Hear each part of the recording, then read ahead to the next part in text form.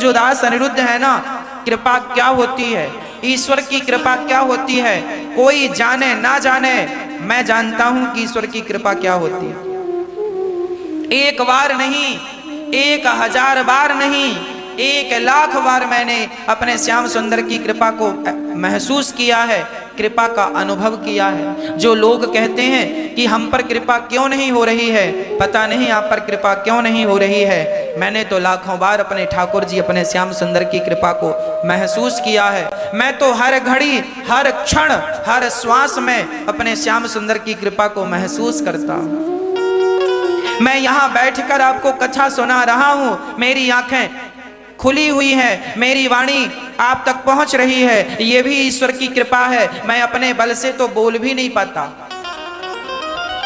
मेरा अपना बल नहीं है कि मैं बोल सकूं, मेरी ताकत नहीं है कि मैं बोल सकूं। इसलिए हर क्षण गोविंद की कृपा को महसूस करना चाहिए।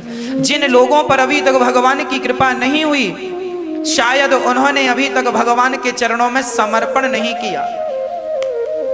एक बात बताओ,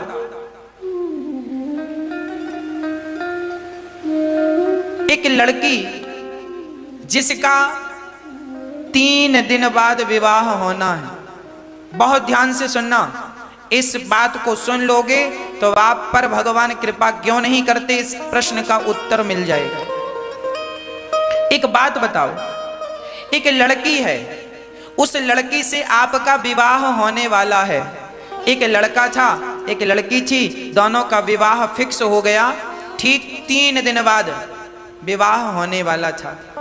विवाह 3 दिन बाद होने वाला था कि वो लड़की आज ही बीमार पड़ गई। और बीमार जब पड़ी तो ये बताओ, उसकी बीमारी का खर्च कौन उठाएगा? लड़की के माता पिता उठाएंगे या जहां शादी होने वाली है वो ससुराल पक्ष उठाएगा? बोलो, उस लड़की की बीमारी का खर्चा कौन उठाएगा? अभी विवाह हुआ नहीं है, विवाह होने में 3 दिन बाकी हैं। तो बताओ, लड़की बीमार हुई है और उसकी बीमारी में 10 लाख रुपए लगने हैं। बताओ, वो 10 लाख कौन लगाएगा? ससुराल वाले लगाएंगे या मायके वाले लगाएंगे? बोलो, माँ बाप लगाएंगे, मायके वाले लगाएंगे।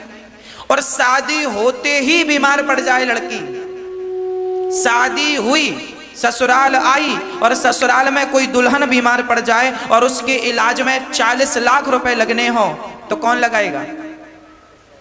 ससुराल वाले। शादी के पहले लड़की बीमार हुई तो उसका खर्चा माँ बाप उठाएंगे, और शादी के बाद ससुराल गई और बीमार पड़ गई तो खर्चा ससुराल वाले। सिंपल है, उस लड़की ने अभी तक समर्पण नहीं किया था, इसलिए उसका खर्चा ससुराल वाले नहीं उठाए, पति नहीं उठाया। पर शादी हो गई तो पत्नी ने पति के चरणों में समर्पण कर दिया, और जब समर्पण किया तो उसका सारा खर्चा उसके पति उठाते हैं। उसी प्रकार जब जीवात्मा परमात्मा के चरणों में समर्पण करता है तो फिर भक्त का सारा खर्चा भगवान उठाने लग जाते हैं। और जिन लोगों को अभी ये लग रहा है हम पर कृपा नहीं हुई, इसका मतलब तुमने अभी तक भगवान के चरणों में समर्पण नहीं किया। समर्पण कर दो भगवान के चरणों में। मैं कृष्ण का हूं, बात खत्म। परिवार मेरा नहीं, भगवान का है। ये बच्चे मेरे नहीं, कृष्ण के हैं। हे नाथ, सब कुछ आपका, मेरा ये शरीर आपका, मेरा ये मन आपका, मेरा परिवार आपका, मेरी कमाई, इनकम, सारी फैक्ट्री, मकान, दुकान, जमीन, जायदाद, गोविंद, मैं सब सौंपता हूं तुम्हें। अब सौंप दिया इस जीवन का सब भार तुम्हारे हाथों में। तन भी तेरा, मन भी तेरा, धन भी तेरा, सब कुछ है तेरा, तेरा तुझको अर्पण क्या लागे।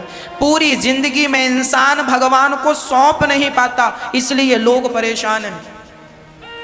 आप समर्पण कर नहीं पाते, इसलिए परेशान है। जिस दिन समर्पण कर दोगे उस दिन भगवान देखना आप की कैसी रक्षा करते हैं। समर्पण नाथ, तुम जिंदा रखो तो हम जिंदा भी रहें, तुम मार दो तो तुम्हारी रजा मारने में है, तो हम तुम्हारी रजा में ही, अपनी रजा अर्थात तुम्हारी इच्छा में, अपनी इच्छा, हम तो हंसते हंसते तुम्हारे लिए मर भी जाएं, ना तो हमें जीने से शौक है, ना तो मरने से शौक है, ना जिंदगी का शौक है, ना मृत्यु का शौक है। हमें तो अपने गिरधर गोपाल का शौक है। वो जहाँ भेजें जैसे रखें हम तो वैसे। हमारी अपनी कोई इच्छा नहीं, हमारी अपनी कोई मर्जी नहीं, हम तो न्यूट्रल हैं। जिस गैर में भगवान चलाना चाहे, हम तो भगवान की गाड़ी हैं।